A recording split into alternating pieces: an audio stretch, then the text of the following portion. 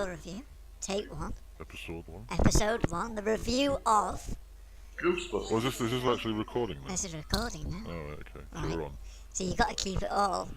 And the reason why I'm not wearing mine is not because I'm being ponzy, it's just that if you look at I found it in a skip. It's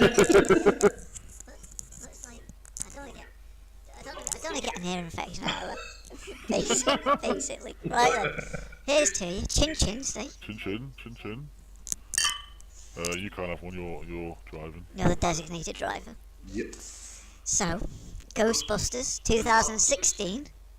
The remake. The reboot. The reboot. This was awful. Rob said that, Rob said that you thought I was getting you back for, When we told you to watch Terminator Genesis. yeah. Nah, I wasn't. But to be fair, You were. I mean, did you actually... I didn't actually get through all of Terminator Genesis, that's the thing. I turned it off, I actually turned it off. But what I found quite surprising, I didn't turn this off. Although I hated it. You watch Ghostbusters all the way through? Well, I kind of turned off. I didn't turn off, I kind of turned off. It was kind of on, but I think I was like mucking around on Facebook at the time. I was just on my laptop. Complaining bitterly to the world. I think I was hungover at the time as well when I watched it, but I turned off when it was the bit where they'd worked out about the electrical devices he was leaving attracting the ghosts and that, and so I just kind of switched off there. I watched the sequence at the end where the big fucking ghost turns up, the equivalent of their Marshmallow Man. No, actually, the Marshmallow Man did turn up, didn't he? He turned up as a balloon. Well, the thing is, everyone had a cameo in that. It was so cameo What did heavy. you think of the cameos? What did you think of Bill Murray? I don't know what it was. I don't know if you can tell this when watching the scene that an actor doesn't want to be there. Yeah, you can. Quite easily. Did he want to be there? Well, when they have the statue of Howard Ramis just in the background, I thought, oh, that's quite nice. But then the stain on it just slightly too long. It was on for about 3 seconds until you sat watching it. Oh, they've sort of spoiled it. Yes. This is a nod to Harold, in case you haven't noticed it. So we'll just keep it there. It should just be like an Easter egg hidden. It shouldn't be sort of shown But that prominently. how many nods were there? That was the problem with that film. It was so bogged down with nods that the actual narrative, the actual story, that guy leaving his electrical devices. Who was he? Exactly. And what was the point? What the fuck was he trying to do?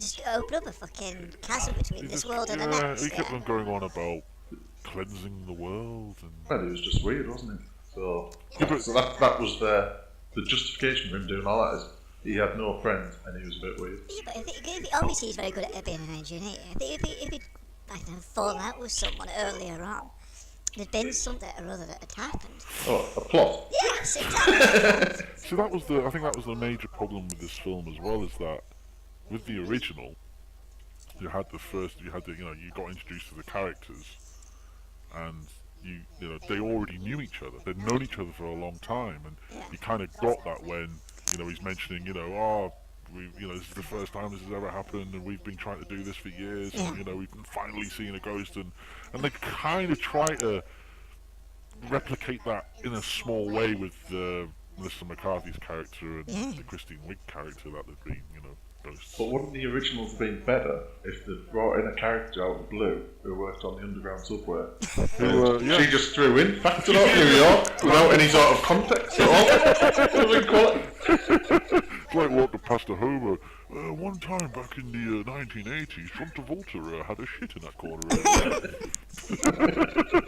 So basically then, it's nothing to do with it being women.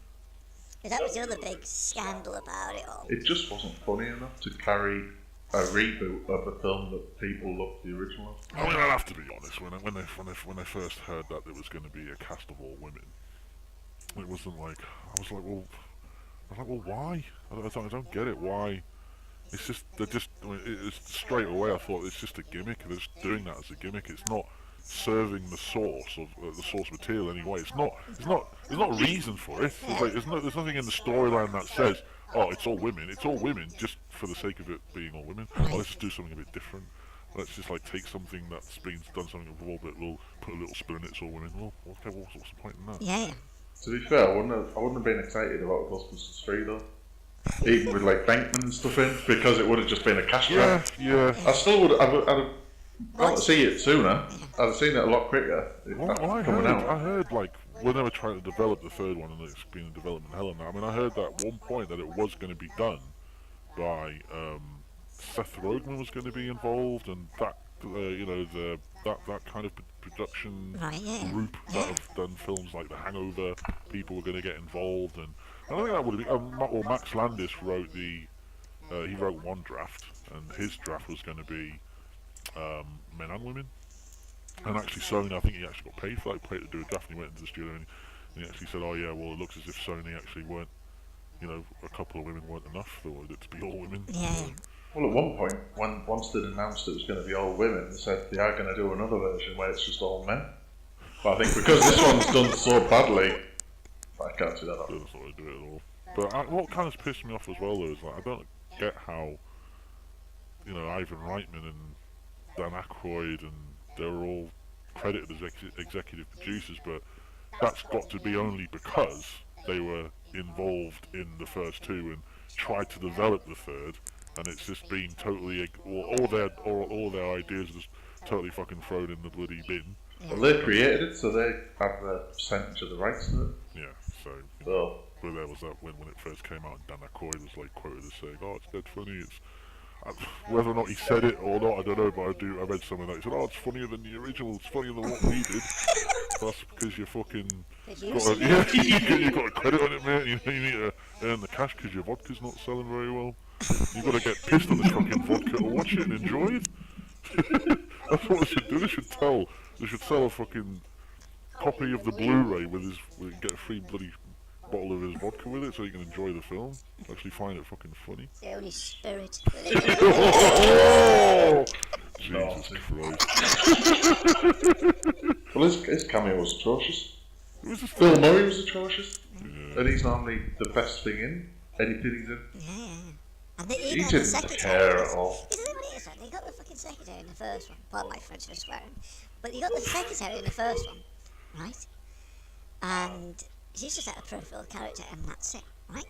Hotel reception. Yeah, but I'm saying the original stuff. Oh, yeah, the right? original, She's just a peripheral character, a bit of a character, bit of an, I don't know, eccentric or whatever. Yeah, fair enough, right? They bring in some male bimbo, right? And he ends up being the fucking villain. They turn around and say they don't want to have it sexist, but the one guy that's in it ends up having like being like the main fucking thing in this. Well, yeah, he gets possessed by a guy, another male villain who was the original villain.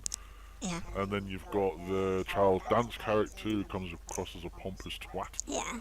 So there wasn't any kind of positive male characters in that film. Yeah, but what I'm saying is that all the male characters that were in it were basically like the more interesting characters. You didn't get the receptionist in the first one being that interesting. He was just a peripheral character. I think he was interesting. Yeah, because he's the villain. Well, you didn't hear any of the women saying that a fish tank is like a submarine fish. Yeah. Exactly. Yeah.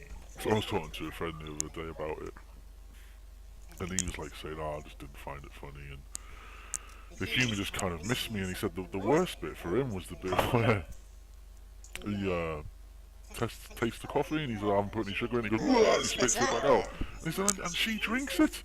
And he was like, "Oh, this is fucking disgusting. That wasn't funny. That was just horrible." But I was watching it with a lady friend. Oh, yeah. With a lady monster friend. Okay.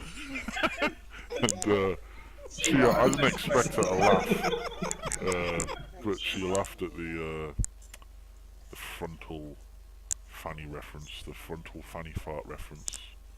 Oh, the classy bit at the start. Yeah. And she went, and I just looked at her, I just turned and looked at her, and I went, "You found that funny? You disgust me." How dare you find that funny?" So, would you recommend to see this film? No. To anyone?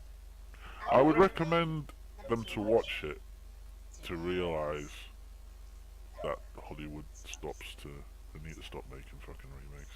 They need to just stop bastardizing these films that we've loved as children and stop trying to replicate it, because you can't. One thing that was interesting about Ghostbusters, the remake, there was an element in it, and I thought they could have developed that a bit further. It's the bit where they see like a fake ghost hunting thing, Yeah. and they go, "Oh, these are the fakers, blah blah blah." And they could have done something interesting with that, because I kind of would have thought it would have been funny if, let's say, Kevin Hart was maybe involved in a show like that, Right, yeah. and he's going off and he's trying to hunt these faking hunting ghosts, Yeah. but then he kind of discovers that, oh yeah, you know, my uncle used to actually hunt ghosts, and then he finds out that his uncle was in the Ghostbusters, and then you kind of find out that they've all kind of departed, Right. but then they get back together, and he finds, you know, an old proton pack in the attic, whatever. He's like, oh, what the hell? And then ghosts start to turn up, or whatever. And I thought it'd be.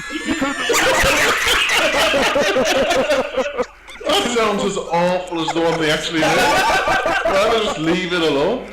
How about if you're going to remake a film, remake the ones that were done badly and actually make them better. Don't remake a classic that doesn't need. That's not going to be a remake, is it? That's going to be Continuation. a continuation, and Winston Zedmore and the old Ghostbusters passing down the There's a baton. continuation, Ghostbusters 2, and it's fun. It's not as good as the first one. I liked it. So, is that it then? Is that our discussion over about this fucking Well, shit I've film? got to go now. Oh, well. That only leaves us to say adios. Adios, I'm going to go to bed and finish my monster grog. Goodbye. Goodbye. Doodle pip. Over and out. Word. How long was that? Was that half an hour? I don't think it was that long. I think when you